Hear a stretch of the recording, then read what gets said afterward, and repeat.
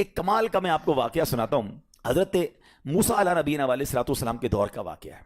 اللہ کریم نے آپ کو حکم دیا کہ اے موسیٰ فلاں علاقے میں جاؤ, میرے ایک ولی کا انتقال ہو گیا ہے, تو اس کا جا کر نماز جنازہ ادا کرو, غسل کفن کا انتظام کرو. آپ ادھر گئے, آپ نے جب غسل کفن کے لیے کوشش کی تو لوگ کہنے لگے آپ کدھر آ گئے, یہ تو بڑا گناہ گار, بڑا بدکار اور زمانے کا بیکار شخص ہے, آپ اس کا جنازہ پڑھنے آئے ہیں. بہرحال آپ نے وہ سارا کچھ کر دیا.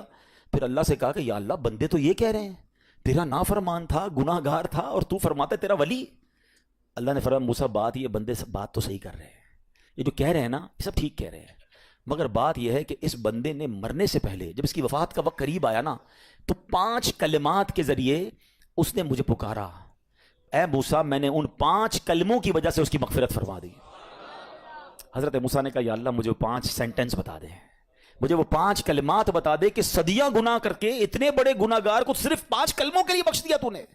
اب ذرا ان 5 سینٹنس کی خوبصورتی, ڈیپتھ اور اللہ سے کنیکٹیوٹی سمجھیے گا. کاش یہ بات سمجھ آ جائے کہ توبہ کہتے کس کو ہیں, اللہ سے کنیکٹیوٹی کسے کہتے ہیں. ہم کانوں کو ہاتھ لگانا یا اللہ میری توبہ, ہمارے تو سٹائل ہی دوسرے ہیں نا. توبہ کسی اور شے کا نام ہے. توبہ کے لیے کوئی بہت بڑا اہتمام کرنے کی ضرورت نہیں ہے, بس دل سے ایک بار پکارنے کی ضرورت ہے. سچی پکار ہو جائے, ایک بار سچی کنیکٹیوٹی ہو جائے, وہ کریم پچھلے سارے گناہ معاف فرما دیتا ہے. اس پتہ ہے گناہ گار نے وہ 5 جملے کیا کہے. وہ کہتا ہے اے اللہ تو جانتا ہے کہ میں نیکوں سے محبت کرتا ہوں اگرچہ خود نیک نہیں ہوں. ذرا سوچئے, میں خود نیک نہیں ہوں مگر تو جانتا ہے مجھے نیکوں سے پیار بڑا ہے. دوسرا سینٹنس کیا تھا, یا اللہ تو جانتا ہے میں گناہ گاروں سے بغض رکھتا ہوں, فاسقوں سے بغض رکھتا ہوں, حالانکہ میں خود گناہ گار ہوں. سمجھ رہے بات کو, اپنے گناہوں کا اعتراف, اقبال جرم ہے. بندے کو کہو تو گناہ گار, بولتا ہے میں کدھر گناہ گار بھائی, مجھ سے بڑا تو نیکی کوئی. ہم تو پہلے یہی ماننے کے لیے تیار نہیں کہ میرے گناہ کتنے ہیں. اللہ کی بات دنیا سے چھپا لو, اللہ سے چھپتا نہیں کچھ. ادھر اقبال کریں, ادھر مانیں, ایکسیپٹ کریں. ہاں دنیا کی عدالت میں اگر ہم کہیں جا کے اپنا جرم ایکسیپٹ کر لیں سزا سنائی جاتی ہے. سبحان اللہ, میرے رب کی رحمت کے انداز ہی نرالے ہیں, اس کی عدالت کے دستور نرالے ہیں. کوئی سچے دل سے جا کے مان لینا یا اللہ میں سب سے بڑا گناہ گار, اس کی رحمت اس کی بخشش فرما دیتی ہے. اس نے کہا کیا کہا, یا اللہ ہوں بڑا گناہ گار, میں گناہ گاروں سے نفرت رکھتا ہوں مگر مولا خود بھی گناہ گار ہوں. تیسرا جملہ کیا تھا, یا رب اگر مجھے معلوم ہو جائے نا کہ میرے جنت میں داخل ہونے سے تیری ملکیت میں کوئی کمی آ جائے گی تو پھر میں تیری جنت کا کبھی تجھ سے سوال نہیں کروں گا, کیونکہ مجھے پتا ہے تیری جنت بہت بڑی ہے. مجھے داخل کر کے تیرا کچھ بھی نہیں جانا, تیرا کچھ نہیں جانا, میرا بیڑا پار ہو جانا ہے. تو پھر میں تجھ سے کیوں نہ مانگوں, مجھے بخشنے میں تیرا کیا جائے گا. تو کریم, تیری جنت بہت بڑی, تیری رحمت بہت بڑی. تو یا اللہ مجھے اگر یہ معلوم ہو جائے کہ مجھے جنت میں داخل کرنے سے تیری ملکیت تھوڑی ہو جائے گی پھر میں جنت نہیں مانگوں گا. چوتھا سینٹنس کیا تھا, یا رب اگر مجھے معلوم ہو جائے کہ میرے جہنم میں داخل ہونے سے تیری ملکیت میں اضافہ ہو جائے گا تو میں جہنم سے تیری پناہ بھی نہیں مانگوں گا.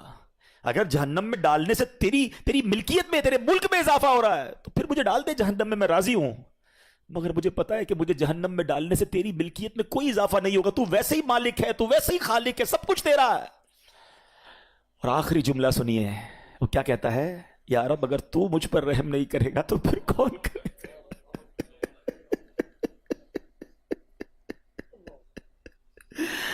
اگر اللہ رحم نہیں کرے گا تو کون کرے گا.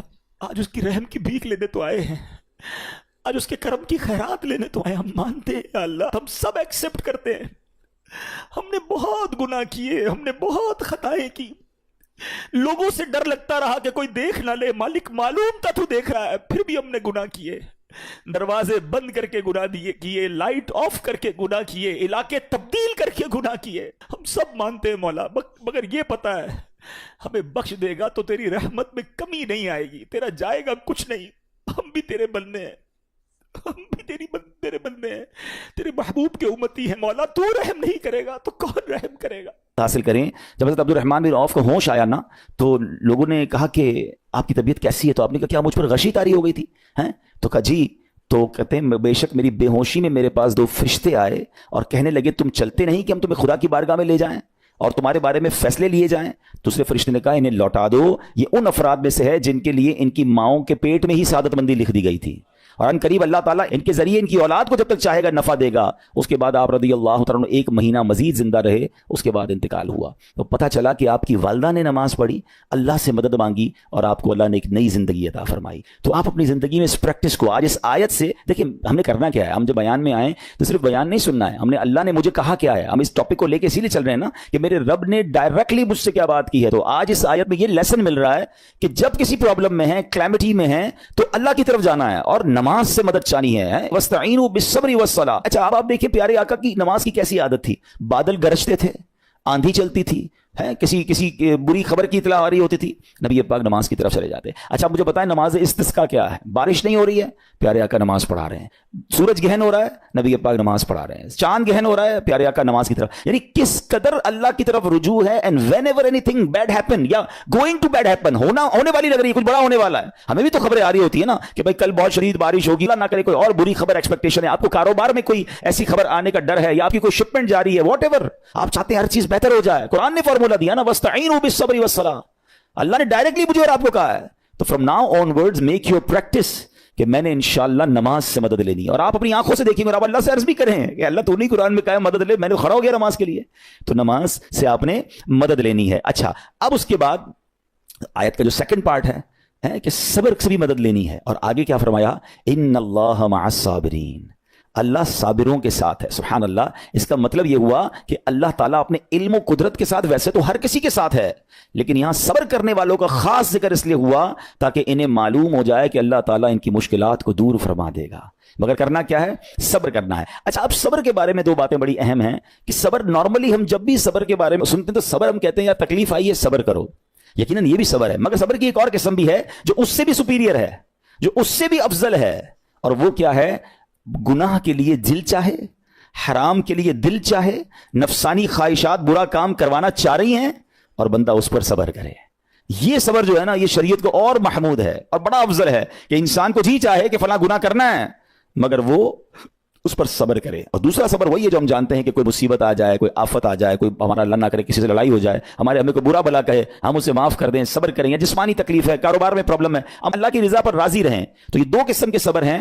اور جب کوئی بندہ صبر کرتا ہے نا تو قرآن و حدیث اور بزرگان دین کے اقوال سے میں آپ کو اس کے 10 فائدے بتانا چاہتا ہوں. میں کہتا جاؤں گا, آپ اللہ کے ذکر کی نیت سے سبحان اللہ بھی کہتے رہیں, جنت میں درخت بھی لگاتے رہیں. ٹھیک ہے. اللہ تعالیٰ صبر کرنے والوں کے ساتھ ہے. صبر کرنے والے کو اس کے عمل سے اچھا اجر ملے گا, صبر کرنے والے کو بے حساب اجر ملے گا. صبر کرنے والوں کی جزا دیکھ کر قیامت کے لوگ حسرت کریں گے. صبر کرنے والے رب کریم کی طرف سے درود و ہدایت اور رحمت پاتے ہیں. صبر کرنے والے اللہ کو محبوب ہیں. صبر آدھا ایمان ہے. صبر جنت کے خزانوں میں سے ایک خزانہ ہے. صبر کرنے والے کی خطائیں مٹا دی جاتی ہیں اور صبر ہر بھلائی کی کنجی ہے. اب آتے ہیں ان دونوں صبر کو تھوڑا سا ڈیفائن کرتے ہیں. ایک نفسانی خواہشات, گناہ کا جی چاہتا ہے, کیونکہ نفس ہے نا وہ تو ہر وقت موج مستی چاہتا ہے, وہ تو ہر وقت چاہتا ہے جناب بس یہ بھی کام کر لوں وہ بھی کر لوں. اب مجھے یہ دیکھنا ہے کہ میرا یہ کام اللہ کو راضی کرے گا یا رب کو ناراض کر دے گا. لیکن جو نفسانی خواہشات پر صبر کرتا ہے نا, گناہ سے اپنے آپ کو بچاتا ہے. قرآن کیا کہتا ہے, وَأَمَّا مَنْ خَافَ مَقَامَ رَبِّهِ وَنَهَى النَّفْسَ عَنِ الْهَوَىٰ فَإِنَّ الْجَنَّةَ هِيَ الْمَأْوَىٰ. اور رہا وہ جو اپنے رب کے حضور کھڑے ہونے سے ڈرا اور نفس کو خواہش سے روکا تو بے شک جنت ہی اس کا ٹھکانہ ہے. دل چاہ رہا ہے, شیطان کہہ رہا ہے کر لے, کوئی دیکھنے والا نہیں ہے, علاقہ بھی چینج کر لیا, شہر بھی تبدیل ہو گیا, nobody here to watch you, مگر اللہ دیکھ رہا ہے. اچھا نارملی اگر غور کریں گناہ کرتے کیوں ہیں, جتنے بھی گناہ ہیں what ever the list of گناہ اٹھائیے, کوئی شراب پیتا ہے, کوئی بدکاری کرتا ہے, معاذ اللہ, کوئی جوا کھیلتا ہے, کوئی جناب بے حیائی کرتا ہے, گندی چیزیں دیکھتا ہے یا جھوٹ بولتا ہے, واٹ ایور, ان تمام گناہوں میں تھوڑی سی لذت ہے, ٹیسٹ. ٹھیک ہے. غیبت میں بھی ٹیسٹ ہے, بلکہ کتابوں میں آیا کہ غیبت میں شراب سے بھی زیادہ مزہ ہے, جبھی تو بندہ چھوڑتا نہیں ہے. اچھا لیکن یہ تمام ٹیسٹ میں ایک بڑی اہم بات اب میں کہنے جا رہا ہوں. یہ بزرگ نے بڑی کمال کی ون لائنر ہمیں دے دیا ہے. وہ کہتے ہیں کبھی بھی لذت کے لیے گناہ مت کرنا, کیونکہ لذت ختم ہو جائے گی, گناہ کا جواب اور پنشمنٹ باقی رہ جائے گی. اب آپ اس فارمولے کو سامنے رکھیں کہ جب بھی ہم گناہ کرتے ہیں فیو منٹس یا فیو آورز کی ایک انجوائمنٹ ہے, آفٹر دیٹ انجوائمنٹ ختم, مگر اس کا جواب باقی ہے, عذاب باقی ہے, اللہ نہ کرے اللہ ناراض ہوا تو پنشمنٹ باقی ہے. تو کیا فرمایا, انجوائمنٹ کے لیے گناہ مت کرنا, انجوائمنٹ ختم ہو جائے گی, عذاب باقی رہ جائے گا. اور اگلا سینٹنس کتنا خوبصورت ہے, فرماتے ہیں کبھی بھی تکلیف کی وجہ سے نیکی مت چھوڑنا, تکلیف ختم ہو جائے گی, اجر باقی رہ جائے گا. ہیں। अब मिसाल देता हूं, इसके 2-3 एग्जाम्पल समझिए। गुनाह की एग्जाम्पल तो आप समझ गए कि कोई भी थोड़ी देर का गुनाह करता है, लज्जत पाता है, वो गुनाह खत्म, अजाब बाकी। अब नेकी में क्या होता है? फजर के लिए उठना है, नींद आ रही है, दिल नहीं चाह रहा, आप उठे, आपने वजू किया, फजर पढ़ा, वो उठने की तकलीफ तो खत्म हो गई ना, वापस सोना तो सो जाइए, मगर फजर का अजर और सवाब बाकी रह गया है। रमजान के रोजे डिफिकल्ट हैं, लेकिन इफ्तार के बाद तकलीफ खत्म हो जाती है, हम खाते पीते हैं, मौज करते हैं, मगर सवाब बाकी रह जाता है। कभी कभी आपको कोई मस्जिद में बुलाता है, यार चलो भाई बयान हो रहा है, इज्तिमा हो रहा है, कोई नेकी की बात हो रही है, नहीं यार दिल नहीं चाह रहा, आप आ गए, आधे एक घंटा बैठे, फिर चले गए, वो आपका जो टेंशन था या प्रेशर था वो खत्म हो गया, मगर सवाब बाकी रह गया। तो अब इस फार्मूले को याद रखिएगा, जब भी गुनाह आपकी तरफ आए ना, आप सोचिए कितनी देर का फायदा है। 1 घंटा दोस्तों के साथ बैठूंगा, बुरी बातें करूंगा, 2 घंटे फिल्म देखूंगा, 2 ढाई 3 घंटे, बस उसके बाद जवाब तो बाकी है ना, कयामत तक अल्लाह को जवाब देना पड़ेगा। नहीं यार, मुझे इंजॉयमेंट के लिए गुनाह नहीं करना है। और जब कोई नेकी का काम आए और आपको लगे यार दिल नहीं चाह रहा, मजा नहीं आ रहा, बोरियत होगी, छोड़ना यार, तो बंदा सोचे कितनी देर की नेकी है, आधे घंटे की, 1 घंटे की, बस 2 घंटे की, और सवाब बाकी रह जाएगा। Let's do it. अगर ये बात समझ आ गई ना आपको, तो इंशाल्लाह देखिएगा गुनाह से बचना और नेकियां करना आसान हो जाएगा। तो अब क्या फरमाया कुरान ने कि जिसने अपने नफ्स को रोका, क्या खूबसूरत आयत है, वअम्मा मन खाफ मकाम रब्बिही वनहा नफ्स अनिल हवा, और रहा वो जो अपने रब के हुजूर खड़े होने से डरा और नफ्स को ख्वाहिश से रोका, तो बेशक जन्नत ही उसका ठिकाना है। और एक और जगह कमाल से फरमाया, वलिमन खाफ मकाम रब्बिही जन्नतान, मुबारक हो उनको जो अल्लाह से डरते हैं ना, सब्र करते हैं, गुनाह नहीं करते, रुक जाते हैं। कुरान कहता है जो अपने रब के हुजूर खड़े होने से डरे, उसके लिए 2 जन्नतें हैं, 1 नहीं 2 जन्नतें हैं। सूरह रहमान की आयत है। तो पता चला कि नफ्स को रोकना ये आसान भी नहीं है, हाँ दिल बहुत चाहता है, मगर ये सब्र जो है ना, इन्नल्लाह मअस साबिरीन का जो मेराज है, जो टॉप ऑफ द लिस्ट सब्र है, वो ये सब्र है। अच्छा, अब आते हैं एक और सब्र की सूरत कि अब आपको किसी ने गुस्सा दिला दिया, बुरा भला कहा, या आपके मिजाज के खिलाफ बात हो गई, अब आपने रोकना है अपने आप को। अब गुस्से का इजहार नहीं करना, लड़ाई नहीं करनी, गाली का जवाब गाली, ईंट का जवाब पत्थर, अंग्रेजी का मकूला है ना, टिट फॉर टैट, जैसे को तैसा नहीं, ये हमारी शरीयत हमें नहीं सिखाती। अच्छा, आजकल किसी को कहो ना यार आप क्यों यार लड़ाई कर रहे हैं, भाई मैं जवाब ना दूं तो लोग समझेंगे कमजोर आदमी हूं, मुझे अपना रोब भी तो रखना है, मैं भी तो पता चले कौन हूं, अपना बताऊं तो सही कौन हूं। सच्ची बात बताए क्या है, जो टिट फॉर टैट करता है, गाली का जवाब गाली से देता है ना, वो वाकई बता देता है वो कौन है, वो अपना तारुफ करवा रहा होता है कि ये भी ऐसा है, मैं भी वैसा ही हूं। ओ भाई, अच्छा फिर एक और अजीब जुमला बड़ा मशहूर है आजकल, जनाब हम शरीफ के साथ शरीफ हैं, हम बदमाश के साथ बदमाश हैं। मुझे आज तक समझ नहीं आई ये कौन सा बटन लगा हुआ है आपके अंदर कि शरीफ के साथ आप शरीफ हो जाते हैं, बदमाश आता तो आप भी बदमाश हो जाते हैं। जनाबे वाला, शरीफ आदमी शरीफ के साथ भी शरीफ होता है, बदमाश के साथ भी शरीफ होता है, जब भी तो वो गलत आदमी अच्छा होगा ना। नबी पाक अलैहिस्सलाम ने गालियां सुनकर दुआएं दी हैं, पत्थर बरसाने वालों को भी दुआएं दी हैं, मगर हम तो तैयार ही रहते हैं, यार मैं बताऊंगा इसको मैं कौन हूं, एक गाली दी है मैं इसके साथ पुश्तों को गालियां दूंगा। तो फिर आप भी वैसे ही हो गए ना जनाब। हदीस पाक क्या है, who is more stronger, who is more powerful. अल्लाह के हबीब अलैहिस्सलाम फरमाते हैं कि बहादुर वो नहीं, ये बुखारी शरीफ की हदीस है, बहादुर वो नहीं जो पहलवान और दूसरे को पछाड़ दे, बल्कि बहादुर वो है जो गुस्से के वक्त अपने आप को काबू में रखे। असल बहादुरी ये है।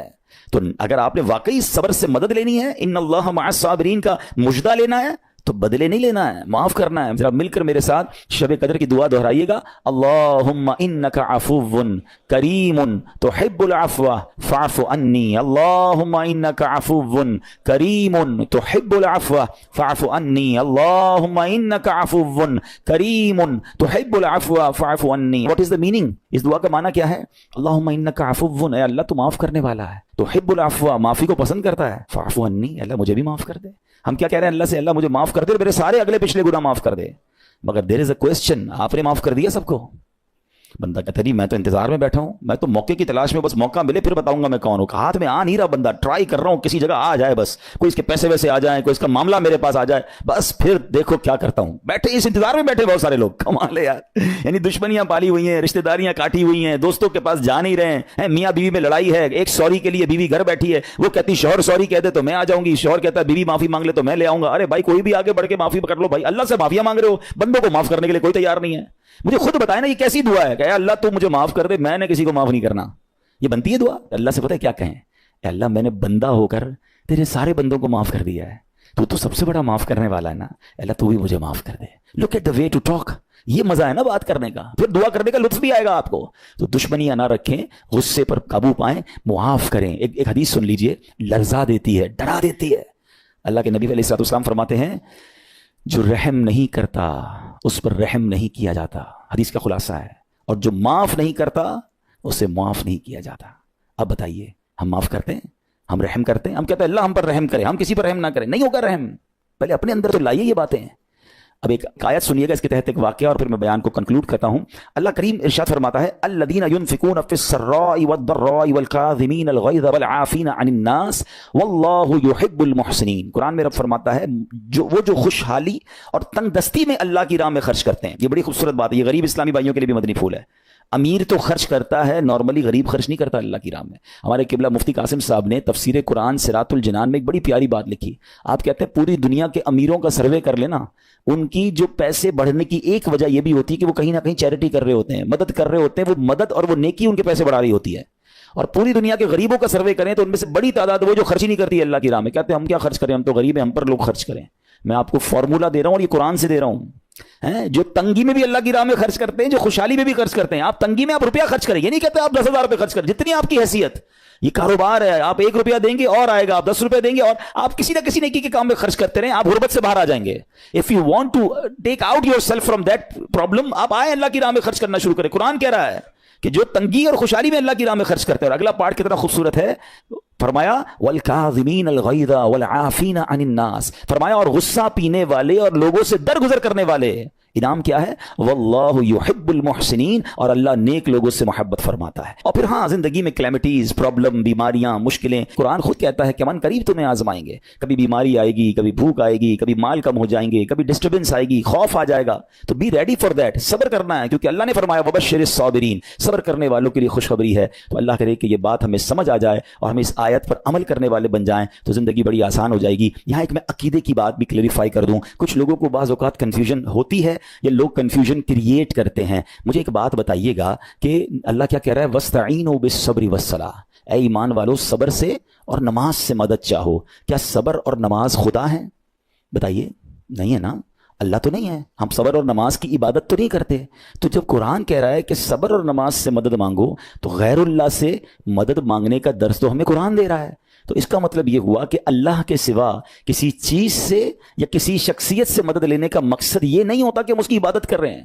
اگر آج کے دور میں کوئی اللہ کے نبی سے کہتا ہے کہ یا رسول اللہ انظر حالنا, یا بھر دو جولی میری یا رسول اللہ, تو یہاں کوئی شرک کی بات نہیں ہے. کیوں کہ یہاں یہ نیت نہیں ہے کہ ہم ان کو خدا مان رہے ہیں, یا یہ بھی نیت نہیں ہے. ایک بات, ایک عقیدہ کلیئر کر دیتا ہوں. پوری دنیا میں عاشقان رسول کا یہی عقیدہ ہے کہ کوئی نبی, کوئی صحابی, کوئی ولی اپنی طرف سے کسی کو کچھ نہیں دے سکتا. وہ سب رب کے محتاج ہیں.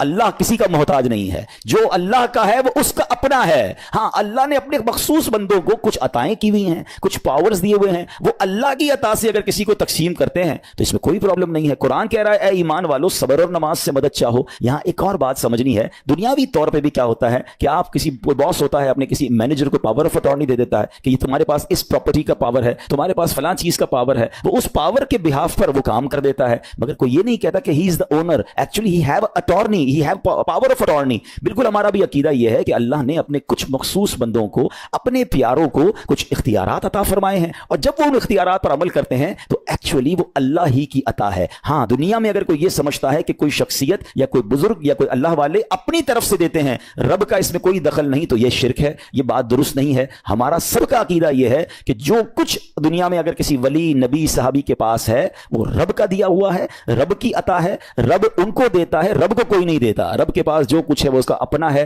تو یہ کانسیپٹ بھی کلیئر ہوتا ہے قرآن پاک کی